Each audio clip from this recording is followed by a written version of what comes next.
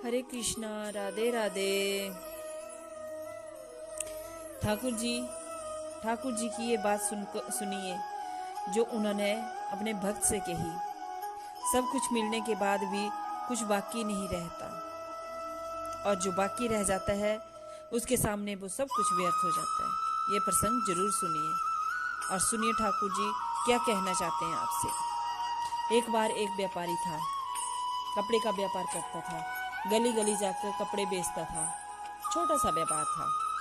व्यापार तो व्यापार होता है, लेन देन का धंधा होता है, चाहे छोटा हो या बड़ा हो।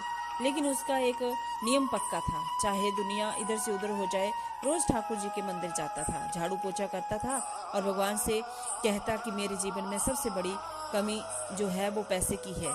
मैं बहुत मेहनत करता हूँ, गली मोहल्ले में जाता हूँ, जो मैं कर सकता हूँ वो करता हूँ, लेकिन पैसा नहीं मिल पाता।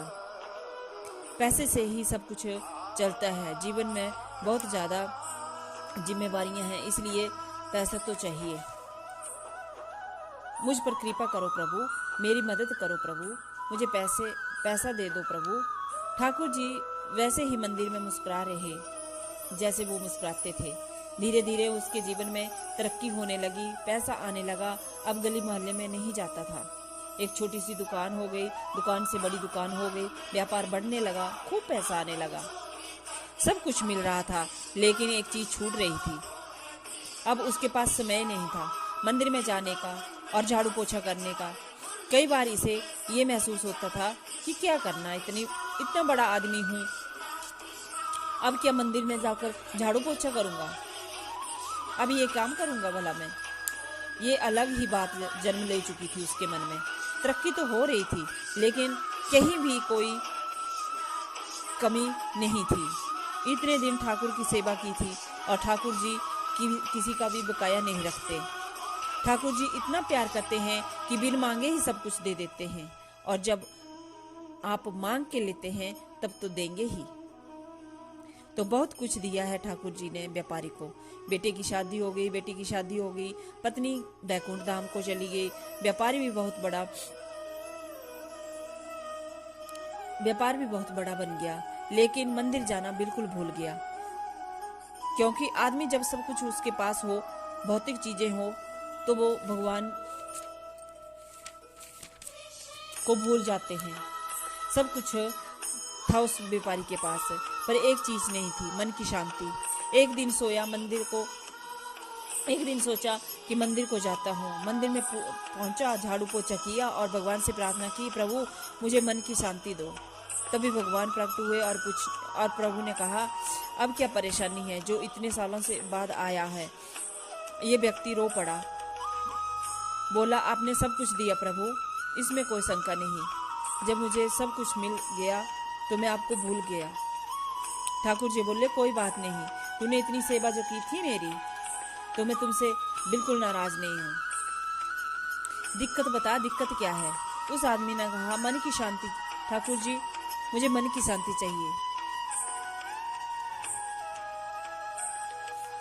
अरे तूने मांगा कब मुझसे?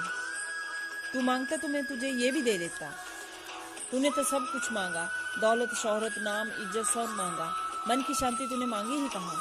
लोग आते हैं तो सब कुछ मांगते हैं, पर मन की शांति कोई नहीं मांगता। जब मन की शांति पहले ही मांग लेता तो बाकी चीजों की जरूरत क्या है। वो सारी सुविधाएं मैं तुम्हें दूंगा जिससे तुम्हारे मन की शांति रहे। तो जब भी कुछ मांगना हो तो ऐसा मांगना, प्रभु मन की शांति चाहिए, सारी चीजें तो वैसे ही मिल जाएंगी, तुम्हारे पास चली आएंगी। जब मैं तुम्हारे साथ हूँगा तो सब कुछ तुम्हारे पास होगा।